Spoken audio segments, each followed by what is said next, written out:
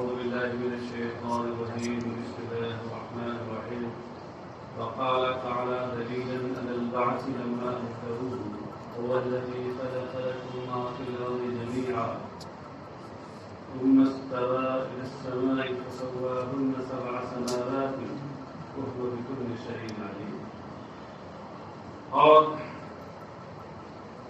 جب لوگوں نے موت کے بعد دوبارہ زندہ کیے جانے کا انکار کیا تو اللہ تعالیٰ نے دلیل کے طور پہ ارشاد فرمایا. اس کی دلیل کے طور پر کہ مرنے کے بعد دوبارہ زندہ کرنا یہ اللہ کی قدرت ہے. اس کی دلیل کے طور پہ ارشاد فرمایا هو الذی خلق لکم ما فی الارض جمیعا ثم استوى إلى السماء آخری. وہی ہے جس نے تمہارے فائدے کے لیے زمین کی ساری چیزیں پیدا کی اور پھر اس نے آسمان کا قصد فرمایا فسواہن سبع سماوات تو وہ 7 آسمان بنائے. وہو بکل شیء علیم اور وہ ہر شے کا علم رکھتا ہے, ہر شے کو جانتا ہے. تو اس میں کیسے بعث بعد الموت پر دلیل کیسے ہوئی؟ اس طرح دلیل ہوئی کہ بھائی بعث بعد الموت میں تو یہ ہوتا ہے کہ کوئی مر چکا ہے, یعنی اس کا جسم بنا ہوا تھا, روح بھی اس میں تھی, روح ہٹا دی گئی اس کی موت واقع ہوگی. جسم جو مادی تھا وہ تو تھا, اور قبر میں جانے کے بعد اس کے اجزاء, حصی اجزاء اگرچہ بظاہر سڑ گل گئے مگر ایک جو اصلی جز ہے وہ بہرحال باقی ہے. اب دوبارہ اللہ تعالیٰ جو زندہ فرمائے گا تو وہ کیسے کہ اسی سے جو اجزاء سڑ گل گئے تھے اور جو اصلی جو بچا تھا انہیں کو اپنی قدرت سے یکجا کر کے روح ڈال دے گا. یہی بعث بعد الموت ہے. تو وہ اللہ کہ جو اس وقت زمین اور زمین کی ساری چیزیں جس میں پیدا فرمائی جبکہ کچھ تھا ہی نہیں, کوئی جز نہ تھا, اس وقت پیدا فرمائی اور پھر زمینی آسمانوں کو بھی پیدا فرمایا. ایسی بڑی بڑی مخلوقات کو وجود بخشا اس نے. بتائیے کہ وہ اجزاء کے ہونے کے بعد دوبارہ زندہ کرنے کے ساتھ جو بغیر کسی جز کے, بغیر کسی مادے کے شے کو وجود بخش سکتا ہے اول بھلا میں, تو پھر اب تو مرنے کے بعد اس کا مادہ کچھ موجود ہے, کچھ جز موجود ہے, اس میں اگر وہ پھر روح ڈال دے, جسم تیار کر دے, روح ڈال دے, تو یہ تو اور اس سے آسان ہے. پھر انسان کا وجود جس میں ہی کتنا بڑا ہے, پوری زمینوں کو ساتھ آسمانوں کو پیدا کر رہا ہے بغیر کسی مادے کے, تو اس چھوٹے سے کسی مخلوق آدمی کو پیدا کر سکتا ہے. تو یہ اس طریقے سے بعث بعد الموت پر یہ دلیل کے طور پر اللہ نے ہے. چلیے صاحب اب آیت کے دیکھیے تفسیر. هو الذی خلق لکم ما فی الارض جمیعا. الارض ای الارض وما فیہا. بظاہر یہ لگتا تھا اس سے کہ وہی ہے جس نے زمین کی ساری چیزیں تمہارے لیے پیدا کی. بظاہر ایسا لگتا تھا کہ زمین کی ساری چیزیں پیدا کی اور زمین نہیں پیدا کی. کوئی معافی لگتا ہے نا. حالانکہ بتائیے کوئی بھی تھوڑی بھی زبان اگر جانتا ہوگا تو کیا اس جملے سے مجھے سمجھے گا کہ زمین کی ساری چیزیں پیدا کی, زمین نہیں پیدا کی. کیا اس کے ذمہ میں معافی لفظ کے ذمہ آپ نہیں آ گئے, یاد بھی آئے سیاق عبارت سے بات سمجھ میں آ گئی. اسی کو واضح کیا مفسر نے معافی الارض ای الارض و ما فیہا, یعنی زمین اور زمین کی ہونے والی ساری چیزیں.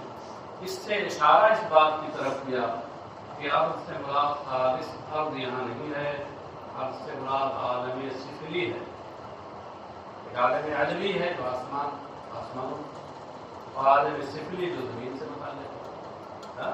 تو عالم سفلی ہے جو تو اس میں زمین بھی آ گئی, زمین کے اندر ہونے والی ساری چیزیں آ گئی, ساتوں زمینیں آ گئی, ساتوں طبقات جمیعاً یہ سب پیدا کیے لتنتفعوا به وتعتبروا, تاکہ تم اس کے ذریعے فائدہ اٹھاؤ اور اس سے عبرت حاصل کرو. تنتفعوا به یہ نکال کر اشارہ کیا اس طرف کہ خلق لکم من اللام ہے انتفاع کے لیے, لام انتفاع کے لیے, تو مطلب یہ ہوا کہ وہی ہے جس نے تمہارے نفع کے لیے, تمہارے فائدے کے لیے زمین کی ساری چیزیں پیدا کی. اسی سے ہمارے علماء نے ایک مسئلہ نکالا ہے کہ اصل الاشیاء الاباحۃ, تمام اشیاء میں اصل مباح اور جائز ہونا ہے. ناجائز کوئی چیز اسی وقت ہوگی جب اس کے ناجائز ہونے کی دلیل ہوگی تب, ورنہ اشیاء میں اصل جائز ہونا اور مباح ہونا ہے. مباح اور جائز ہونے کے لیے کسی دلیل کی ضرورت ہے. اس کا مخلوق خدا ہونا یہ خود اس کے جائز ہونے کی دلیل ہے, کیونکہ اللہ کا ارشاد ہے الذی خلق لکم, تمہارے فائدے کے لیے پیدا کیا, اور فائدہ تو اسی وقت ہوگا نا وہ جائز ہے, اس کا استعمال جائز ہو, اس کا استعمال مباح ہو. بات سمجھے؟ اس موضوع پہ کچھ کلام بھی ہے, عام بات یہی ہے. ثم استوى الى السماء, استوى یستوی, ثم استوى بعد خلق لکم, یہ بعدہ جو ہے اس سے اشارہ کیا سما کے معنی کی, سما کے معنی کی طرف, کیونکہ سما کس لیے آتا ہے؟ ترتیب مال مہلت, مال تاخیر, اس کے لیے آتا ہے نا. تو وعدہ ہوگا کہ نہیں اس کا معنی؟ اس سے پہلے خلق ارض کا ذکر تھا اور سما نے بعدیت کو بتایا, تو ثم استوى کا مطلب ہوا استوى بعد خلق الارض, زمین کی تخلیق کے بعد پھر اس نے استوا فرمایا. استوا کا مطلب کیا ہے؟ لغت میں استوا کا مطلب ہوتا ہے ایک چیز کا دوسرے کے برابر ہونا, ایک چیز کا دوسرے کے برابر ہونا. یہ جو استوا کا معنی لغوی ہے یہ اللہ کے شائع نشان نہیں, اور یہاں اسناد ضمیر اللہ تبارک تعالیٰ کی طرف جو ضمیر لوٹے اسی کی طرف اسناد, اور اس کا معنی لغوی اور معنی موضوع اللہ کے شائع نشان نہیں ہے, سمجھے؟ کیونکہ یہ برابر ہونا یہ تو جسم کی ایک صفت ہے, یہ شے اس شے کے برابر ہو, تو جسم ہوگا تبھی ہوگا. اللہ تعالیٰ جسم جسمانیت سے پاک ہے, اس لیے مفسر کہتے ہیں تصدا, استوا یہاں تصدا کے معنی میں معنی مجازی ہے. یہ اللہ نے قصد فرمایا, خاص طور سے جب الہ اس کا صلہ ہے تو اور قصد کا معنی اس میں ہوتا ہے. قصد الى السماء, اس نے آسمان کا ارادہ فرمایا. کیا مطلب ہے؟ یعنی قصد الى خلق السماء, آسمان کی تخلیق کا ارادہ فرمایا. پہلے زمینیں پیدا کی اور پھر آسمان کی تخلیق کا ارادہ فرمایا. فسواہن سبع سماوات, تو اس نے پھر ان آسمانوں, ہننا جو ضمیر ہے, اور ضمیر و یرجع الی السماء, ہننا میں جو ضمیر ہے یہ سما کی طرف لوٹ رہی, سما سے پہلے ہے یہ سما کی طرف لوٹ رہی ہے. سوال پیدا ہوا کہ ہننا ضمیر جمع کی ہے, سما واحد ہے, تو یہ واحد کی ضمیر جمع کی طرف کیسے لوٹ رہی ہے؟ جواب دے رہے ہیں لأنہا فی معنی الجمع, اس لیے کہ یہ جمع کے معنی میں ہے. سما یہاں ہے جمع کے معنی میں ہے. العائلۃ الیہ, العائلۃ الیہ یعنی العائدۃ الراجعۃ الیہ, معنی جمع کی طرف وہ مستقبل میں جانے والی. جب اللہ تبارک و تعالیٰ نے آسمان کو پیدا فرمایا تو 7 آسمان نہ بنائے, تو یہاں سما سے مراد 7 آسمان ہوئے. 7 ہوں گے تب بھی نہیں جمع ہوں گے.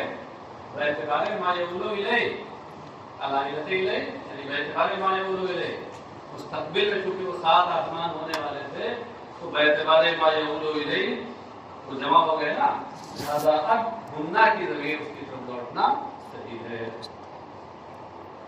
تو ثم استوى الى السماء فسواهن، سواهن کا معنی کیا ہوا؟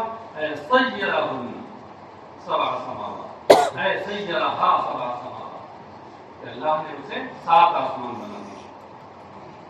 کما فی آیت الاخری فقضاهن، جس طریقے سے دوسری آیت میں اسی مفہوم کو وقضاهن سبع سماوات سے تعبیر کیا گیا، وہاں واحد کے بجائے ہننا ضمیر جمع استعمال کی گئی، اور سوا جو ہے وہاں سیارہ کے معنی میں، قضا سوا یہ سب سیارہ کے معنی میں، سمجھ گئے؟ تو پھر قضا ہننا لا کر کے یہ بتایا کہ سوا کا معنی سیارہ ہے، اور ضمیر جیسے جمع کے استعمال ہوئی ایسے جمع کے استعمال ہوئی، یعنی یہ ایک نمبر کی تفسیر ہے۔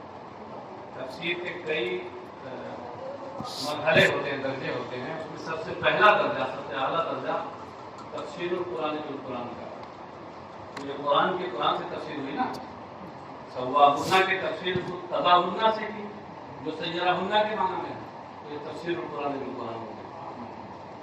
سبع سماوات وہ بکل شیء علیم، اور وہ ہر چیز کا علم رکھنے والا ہے، یعنی مجملا و مفصلا، ہر شے کا علم مجمل اور علم مفصل رکھنے والا، ہر شے کا علم اجمالی اور علم تفصیلی رکھنے والا، یہی اہل سنت و جماعت کا مطلب۔ افلا تعتبرون، اب جو آیت پوری ہے، کیونکہ یہ آیت اللہ تبارک و تعالیٰ نے منکرین بعض کے رد میں نازل فرمائی ہے، سمجھے؟ لہذا اب آیت کا مفہوم واضح کرنے کے لیے مفسر آگے یہ جملے بڑھا رہے ہیں کہ افلا تعتبرون ان القادر علی خلق ذلک ابتداء وهو اعظم منکم قادر علی اعادته، کیا ابھی تمہیں اس بات کی عبرت نہیں ہو رہی ہے کہ جو ابتداء اس کی تخلیق پر قادر ہے، اور جبکہ یہ چیز تم سے بہت بڑی ہے، یہ زمین و آسمان تم نہیں، تمہارے جسم کی طرف دیکھتے ہو بہت بڑے ہیں، تو جب ان کی ابتداء اتنی بڑی چیز کی تخلیق پر قادر ہے، قادر علی اعادتکم، تو تمہارے لوٹانے پر، یعنی تمہیں دوبارہ زندہ کرنے پر کوئی قادر نہیں، کیا اس پر ابھی تم کو عبرت نہیں ہو رہی، نصیحت نہیں ہو رہی؟ یہ تمہیں قادر جو آیا ہے، یہ پہلے والے ان القادران اس کی خبر ہے۔ اب اصل میں یہ ہے افلا تعتبرون ان القادر علی خلق ذلک ابتداء قادر علی اعادتہ، اور بیچ میں یہ جملہ حالیہ آ گیا ہے قادر میں۔ وَإِذْ قَالَ رَبُّكَ لِلْمَلَائِكَةِ إِنِّي جَاعِلٌ فِي الْأَرْضِ خَلِيفَةً قالوا أتجعل فيها من يفسد فيها ويسفك الدماء ونحن نسبح بحمدك ونقدس لك، اس سے پہلے وہ سب سے نکال رہے ہیں واذکر یا محمد، واذکر یا محمد اذ قال ربک للملائکہ، یہ جو نکالا ہے اس میں، تو اس میں اذکر نکال کر اس بات کی جانب اشارہ کیا کہ اذ اپنے ماں باپ جملے کے ساتھ مل کر کے، یعنی اذ مضاف ہے اور اس کا ماں باپ جملہ مضاف الیہ ہے، مضاف الیہ سے مل کر کے یہ مفعول بہ واقع ہے فعل مقدر مذکور کا، مفعول فی مت سمجھیے گا، ہاں مفعول فی کسے کہتے ہیں؟ جس میں وہ زمان یا مکان جس میں فاعل کا فعل واقع، اور یہاں جانتے کیا، اے محمد اس وقت کو یاد کرو، اس وقت کو یاد کرو جب تمہارے پروردگار نے اپنے فرشتوں سے کہا، مطلب یہ ہے نا، یہ یاد رہے جہاں جہاں یہ آئے گا وہاں اسی طرح کی تفصیل کریں گے، اور وہاں ہر جگہ ہم بتائیں گے نہیں، آپ لوگ محروم ہیں، آپ کے پیچھے معراج ہو رہی ہے، معراج منامی، ہم اسے پوچھئے کہ آسمانوں کا تذکرہ چل رہا تھا، کس آسمان تک پہنچے؟ کہیے صاحب کہاں تک رسائی ہوئی تھی؟ زمین پہ رہیے، ہم لوگ زمینی مخلوق ہیں، زمینی مخلوق آپ جیسے آسمانی مخلوق کہاں پہنچ پائے گی؟ ہماری بات اسی پر رہیے، آنکھ بند کر کے کہیں اور پہنچ جاتے ہیں. ہاں صاحب یہ اس کو نکال کر کے یہ بتایا کہ اس اپنے ماں باپ مذاکرے سے مل کر یہ مقبول بھی ہے اس کو پہلے مکمل کر. اور یا محمد نکال کر یہ بتایا کہ ربکا میں کاف سے خطاب نبی اکرم صلی اللہ علیہ وسلم. ترجمہ یہ ہوا اے محمد اس وقت کو یاد کرو جب تمہارے پروردگار نے فرشتوں سے فرمایا انی جاعل فی الارض خلیفہ کہ میں زمین میں اپنا ایک خلیفہ بنانے والا میں بھی بناؤں گا. اس میں فاعل کبھی حال کے معنی میں ہوگا کبھی استقبال کے معنی میں. خلیفہ کسے کہتے ہیں؟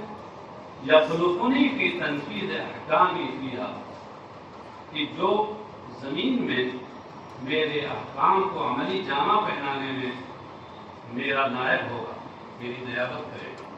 یخلفنی میرا نائب ہوگا. اور یہ کون ہے؟ وہ آدم، حضرت آدم. تو اس میں یخلفنی کی تنفیذ احکامی فیہا اس سے خلیفہ کے معنی کی طرف خلیفہ اسے کہتے ہیں کہ جو احکام کی یا متعلقہ امور کے سر انجام دینے میں کسی کا نائب ہو. سمجھے؟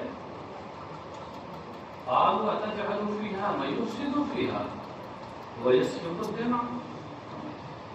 فرشتوں نے عرض کی کیا زمین میں تو ایسے کو بنائے گا کہ جو زمین میں بگاڑ پیدا کرے گا. بگاڑ سے کیا مراد ہے؟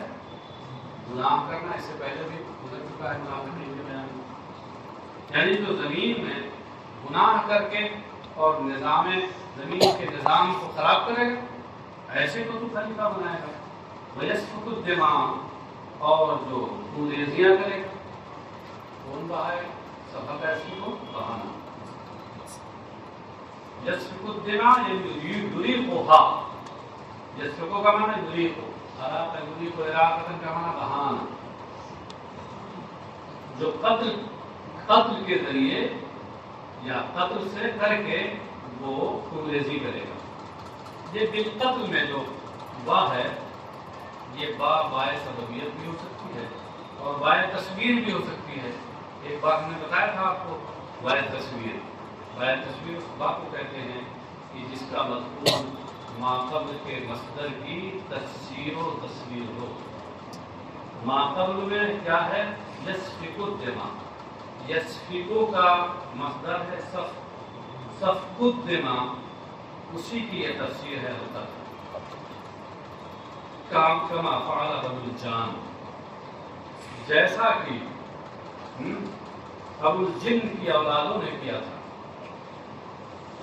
جیسے انسان کے یہ اصل کون ہے؟ حضرت آدم. تو اسی لیے تو آپ لوگ آدمی کہلاتے ہیں. آدمی آدم کی طرف. اور ایسے ہی جو جن ہوتے ہیں ان کی اصل ابو الجن ہے. ان کی یہ اولادیں ہیں. تو دراصل تھا کیا کہ اس زمین پر انسان کے آنے سے پہلے یہاں جناتوں کی آبادیاں تھیں. یہ جنات کیا کرتے تھے؟ خوب آپس میں لڑتے بھیڑتے ایک دوسرے کو مارتے قتل کرتے. فرشتے یہ سب دیکھتے تھے. تو فرشتوں نے یہ سب دیکھا تھا کیونکہ جب قتل خونریزی بہت کیا انہوں نے اور جہاں کا نظام سب درہم برہم کر دیا تو اللہ تبارک تعالیٰ نے انہیں فرشتوں کو بھیجا تھا کہ جاؤ ان کا جناب صحیح ہو. چنانچہ فرشتے آئے اور ان سبوں کو عام جو سرزمین تھے اسے ہٹا کر اور بھگا کر کے ان سبوں کو جزیروں اور پہاڑوں پہ لا کے چھوڑ دیا. اسی لیے جزیروں لک لک میدانوں اور پہاڑوں پر آج بھی جن زیادہ ہیں. آبادیوں میں اتنے نہیں. لک لک میدانوں میں عام طور سے صحراؤں میں بہت ملتے ہیں. اگر آپ صحرا کا سفر کبھی کریں تو آپ دیکھیں گے رات میں کہ کبھی اچانک یہاں آگ کا شعلہ پھوٹا اور اس کے بعد پھر دیکھو میلوں دور جا کر پھر چمکا وہ مجھے. اس کو بورے بیابانی کہتے ہیں. بورے بیابانی یعنی صحرائی شیطان بھوت. تو ان غیر آباد جگہوں پر آج بھی زیادہ. تو بہرحال فرشتوں نے کہا کہ کیا تو زمین میں ایسے کو بنائے گا خلیفہ کہ جو گناہ کر کے اس میں بگاڑ پیدا کریں گے، قتل کر کے خونریزی کریں گے، جس طریقے سے بنو ابو الجن کی اولادوں نے کیا تھا۔ وَقَامُوا فِيهَا، یہ لوگ زمین میں تھے، فَلَمَّا أَفْسَدُوا، تو جب انہوں نے زمین کا سارا ماحول خراب کر دیا، أَرْسَلَ اللَّهُ إِلَيْهِمُ الْمَلَائِكَةَ وَطَرَدُوهُمْ إِلَى الْجَزَائِرِ الْجِبَالِ، تو اللہ تبارک تعالیٰ نے ان کی طرف فرشتے بھیجے، ان فرشتوں نے انہیں ہکا ہکا کے اور جزیروں اور پہاڑوں کی طرف بھگا دیا۔ وَنَحْنُ نُسَبِّحُ بِحَمْدِكَ وَنُقَدِّسُ لَكَ، یہ فرشتوں کے قول کا حصہ ہے، جب کہ ہم تیری حمد کے ساتھ تیری پاکی بیان کرتے ہیں اور تجھے اور تیری تقدیس کرتے ہیں، تیری تقدیس کرتے ہیں۔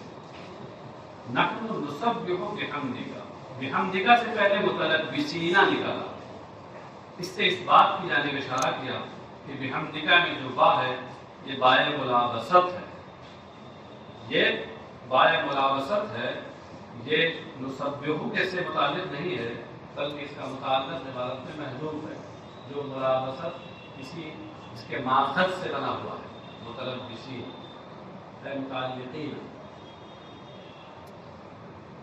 تو تیری حمد کے ساتھ تیری پاکی بیان کرتے ہیں، کیا مطلب ہے؟ اے نقول سبحان اللہ و بحمدہ، تیری حمد کے ساتھ تیری پاکی بیان کرتے ہیں، یعنی ہم کہتے ہیں سبحان اللہ و بحمدہ، سبحان اللہ و بحمدہ، کہ اللہ کی حمد و ثنا کے ساتھ اس کی پاکی ہے۔ وَنُقَدِّسُ لَكَ، اور ہم تیری تقدیس کرتے ہیں، تقدیس کی تشریح کرتے ہوئے کہتے ہیں نُنَزِّهُكَ عَمَّا لَا يَلِيقُ بِكَ۔ تقدیس کا مطلب ہوتا ہے کسی کو پاک کرنا، پاک کرنا کیا؟ پاک قرار دینا، پاک قرار دینا، ہاں، یعنی تقدیس کا مطلب تنزیہ۔ تو نقدس کا مطلب کیا ہے؟ ننزہ ہوگا اما لا یلیق بک، اور ہم تجھے ان چیزوں سے پاک سمجھتے ہیں جو تیرے لائق نہیں، تیرے شاعر نشان نہیں۔ تو نقدس لک میں جو لام ہے تو کہتے ہیں فاللام زائدۃ، تو یہ لام زائدہ ہے، والجملۃ حال، اور یہ جملہ حال ہے، نحن نسبح بحمدک ونقدس لک، یہ پورا جملہ حال ہے۔ اے فنحن احق بالاستخلاف، یعنی ان کے کہنے کا مطلب یہ تھا کہ اب بظاہر ان حالات کو دیکھتے ہوئے خلیفہ بنائے جانے کے ہم زیادہ حقدار ہیں۔ اس فرشتوں کے کہنے کا مقصد اللہ کی بات پر اعتراض کرنا نہیں تھا، بلکہ اصل حقیقت کی جو وجہ اور علت ہے اس کو سمجھنا مقصود تھا۔ تو اللہ کے وہ معصوم فرشتے ہیں، اللہ جو حکم دیتا وہی کرتے ہیں، اس کے خلاف سوچ بھی نہیں سکتے۔ اعتراض کرنا مقصود نہیں تھا، اور نہ آدم پر اپنی فوقیت ظاہر کرنا مقصود تھا، بلکہ صرف ظاہری حال کو دیکھ کر کے جو شبہات ہو رہے تھے ان کو رکھ کر کے ان شبہات کا ازالہ اور اصل حقیقت کا اظہار کرانا مقصود تھا۔ قال تعالیٰ، ارشاد باری تعالیٰ ہوا انی اعلم ما لا تعلمون، یقیناً میں وہ جانتا ہوں جسے تم نہیں جانتے، من المصلحۃ استخلاف آدم وان ذریتہ فیہم المطیع والعاصی فیظہر العدل بینہم۔ یہ من المصلحہ میں بھی بیانیہ ہے، یہ ما لا تعلمون میں ما کا بیان ہے، کیونکہ ما اس میں موصول ہے، اس میں موصول میں ابہام ہوتا ہے، اسی وجہ سے اس میں اشارہ، اس میں موصولہ کو مبہمات کہتے ہیں، مبہمات کہتے ہیں نا، کیونکہ ان میں ابہام ہوتا ہے۔ تو جب ابہام ہے تو اس کے لیے بیان مفسر اللہ ہے، من المصلحہ۔ ترجمہ کیا ہوگا؟ اللہ کا ارشاد ہوا کہ یقیناً آدم کو خلیفہ بنانے میں کیا مصلحت ہے، اسے میں زیادہ جانتا ہوں، اسے میں خوب جانتا ہوں، زیادہ خوب۔ آدم ہے اسم تفضیل یا فعل کا صیغہ صفات باری میں وصفی معنی دیتا ہے، تفضیلی معنی نہیں دیتا۔ اس سے پہلے بتایا تھا میں نے، ہاں وہی۔ یہ مطلب نہیں ہے کہ تم بھی کچھ جانتے ہو، تم سے زیادہ میں جانتا ہوں. تفصیلی معنی ہوگا تب تو دو چیز شریک ہوں گی نا. تو تم نہیں جانتے، میں ہی جانتا ہوں، میں خود جانتا ہوں. وصفی معنی جب آپ دیں گے تبھی ہوگا. آدم کے خلیفہ بنائے جانے میں کیا مصلحت ہے تو میں خوب جانتا ہوں. اور اس بات کو کہ ان کی اولاد میں کچھ فرما بردار ہوں گے اور کچھ نافرمان ہوں گے، فیظہر العدل بینہم، تو ان کے درمیان عدل و انصاف کا ظہور ہوگا. جب ہم ان کو بھیجیں گے، ان کی اولاد وہاں رہے گی، تو عدل و انصاف کے ظہور کا موقع آئے گا. فقالوا لن يخلق ربنا خلقا اكرم عليه منا ولا اعلم لسبقنا له ورؤيتنا ما لم يره فخلق تعالى آدم من طين. فرشتوں نے عرض کیا تھا کہ ہمارا رب ہرگز کوئی ایسی مخلوق پیدا نہیں کرے گا جو ہم سے زیادہ، جو ہم سے افضل ہو، ہم سے زیادہ باعزت ہو، اور نہ ہی ہم سے زیادہ جاننے والے ہو. کیوں؟ یہ سب کے نام، کیونکہ ہم لوگ اس سے ثابت ہیں. اس سے پہلے زمین کیا ہے؟ وضو یقینا معلوم جو ہو، اور ہم نے وہ چیزیں دیکھی ہیں جس کو اس مخلوق نے نہیں دیکھا. تو یہ فرشتوں کے کہنے کا مقصد تھا. فخلق تعالی آدم من عظیم الارض، تو اللہ تعالیٰ نے آدم کی تخلیق عظیم ارض سے فرمائی. عظیم الارض لوجہہا، یعنی زمین کے اوپری حصے، بالائی حصے. وجہ کل شیء اعلاہ، ووجہ الارض واعلی الارض. ہر شے کا وجہ کیا ہوتا ہے؟ اس کا بالائی اور اوپری حصہ. تو وجہ الارض کون ہوگا؟ اس کا بالائی اور اوپری حصہ.